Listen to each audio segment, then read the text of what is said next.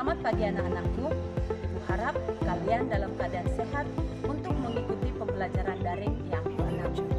Minggu yang lalu kita sudah belajar mengenai teks eksposisi, yaitu pengertian, ciri-ciri dengan jenis-jenis dari teks eksposisi.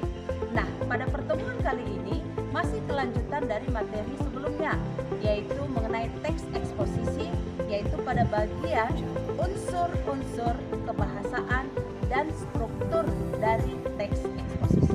Untuk itu, pada anak-anakku, tetap semangat untuk mengikuti pembelajaran selanjutnya. Salam sehat dan salam disiplin. Semangat fraternitas. Anak-anakku, pada pertemuan daring yang ke-6 ini, kita masih membahas mengenai teks eksposisi. Adapun tujuan pembelajaran kita pada hari ini yaitu siswa diharapkan mampu memahami struktur dan unsur kebahasaan teks eksposisi dengan energik dan penuh semangat. Nah, minggu yang lalu kita sudah belajar mengenai teks eksposisi, yaitu yang pertama pengertian teks eksposisi, tujuan teks eksposisi, ciri-ciri teks eksposisi, serta jenis-jenis dari teks eksposisi. Jenis dari teks eksposisi yang sudah kita pelajari ada 8, yaitu eksposisi definisi, eksposisi proses, eksposisi analisis, eksposisi ilustrasi, eksposisi perbandingan, eksposisi laporan, eksposisi klasifikasi, dan eksposisi pertentangan. Nah, pada pertemuan kali ini kita membahas mengenai struktur teks eksposisi. Adapun struktur teks eksposisi itu ada 3. Yang pertama, pernyataan pendapat atau disebut dengan tesis. Bagian ini berisikan pernyataan pendapat atau tesis penulis. Disebut juga bagian pembuka. Kalau dikatakan bagian pembuka, berarti bagian ini berada pada awal teks yang berisi topik yang diangkat oleh penulis. Selain itu, opini dari penulis juga terdapat di dalamnya. Opini ini membuat pembaca untuk memposisikan diri apakah pro ataupun kontra. Struktur yang kedua adalah argumentasi. Bagian ini memuat alasan yang bisa memperkuat argumen penulis dalam memperkuat ataupun menolak suatu gagasan. Setelah topik diangkat melalui opini, bagian selanjutnya ialah bagaimana opini tersebut didukung dengan argumentasi berdasarkan data dan fakta yang kuat serta sistematis. Semakin ilmiah data yang diberikan dan dengan penjelasan yang runtun, semakin baik kualitas dari tulisan.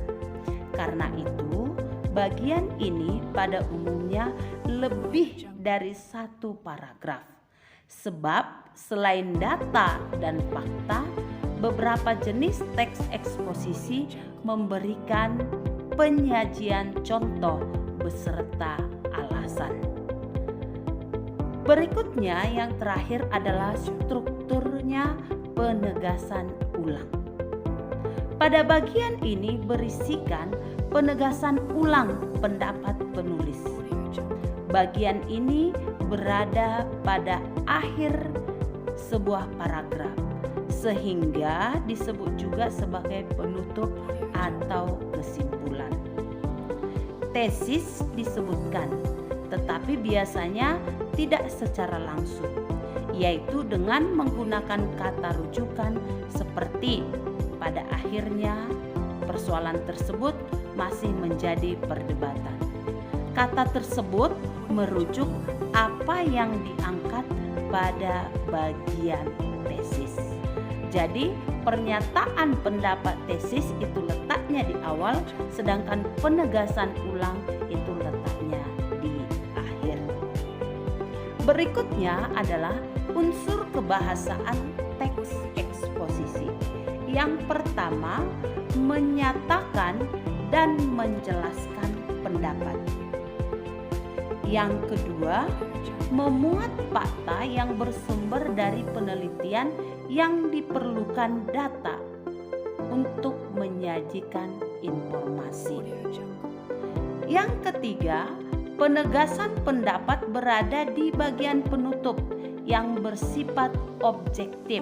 Objektif itu adalah sebenarnya, dengan ragam ilmiah dan kalimat efektif.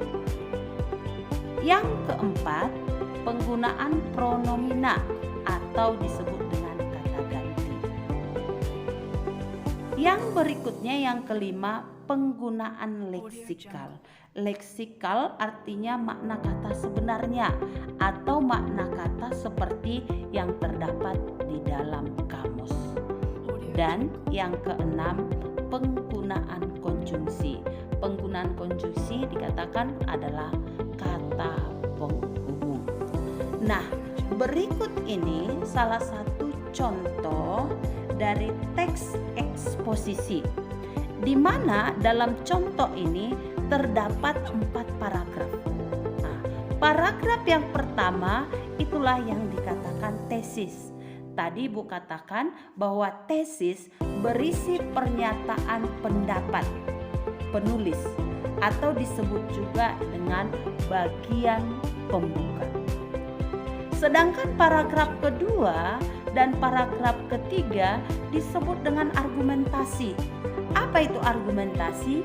Yaitu bagian yang memuat alasan yang bisa memperkuat argumen penulis dalam memperkuat ataupun menolak suatu gagasan. Biasanya lebih dari 1 paragraf. Makanya di dalam teks COVID-19 yang berjudul COVID-19 terdapat argumentasi 2 paragraf karena berisi alasan-alasan yang memperkuat argumen. Sedangkan bagian yang terakhir, paragraf yang terakhir, yaitu bagian penegasan ulang. Nah, biasanya bagian penegasan ulang itu adalah bagian pada paragraf akhir atau sering juga disebut dengan penutup ataupun kesimpulan. Nah, dari contoh paragraf tadi yang pertama itu adalah struktur atau unsur-unsurnya. Unsurnya ada 3, yaitu tesis, argumentasi, dengan penegasan ulang atau pendapat. Berikutnya adalah unsur kebahasaan. Kalau kita lihat di dalam contoh teks ini, ada yang dituliskan itu berwarna merah, berwarna biru, berwarna hijau. Seperti dapat, karena, agar, yakni. Yang warna merah itulah yang dikatakan dengan konjungsi. Sedangkan yang berikutnya ada kata kita, ya, nya, mereka, ya, kita ini katanya itu dikatakan sebagai pronomina atau kata ganti. Bisa kita lihat dalam tabel berikut ini, ya. Ada pronomina ininya, kita, mereka. Leksikal, tadi leksikal makna kata yang sebenarnya atau berdasarkan kamus. Contoh, berbahaya, disiplin, tekun, hidup bersih, menginformasikan, dan seterusnya. Sedangkan konjungsi yang kita lihat dari teks COVID-19 yaitu seperti, dengan, dan, bahwa, untuk, selain itu, yakni, serta, karena, sehingga, dapat. Nah, inilah hasil analisis dari unsur kebahasaan teks COVID-19. Jadi, nanti untuk anak-anakku sudah bisa membedakan apa itu struktur dan apa itu kebahasaan. Kalau struktur tadi ada 3, sedangkan kebahasaan dalam teks bisa kita lihat dalam kolom berikut ini. Pronomina, leksikal, dengan konjungsi. Nah, anak-anakku, untuk lebih memahami struktur dan kebahasaan dari teks eksposisi, silahkan nanti kamu menjawab soal yang ada di Google Classroom. Untuk itu, anak-anakku tetap semangat, jaga kesehatan, dan kerjakan tugas tepat waktu. Salam sehat, Tuhan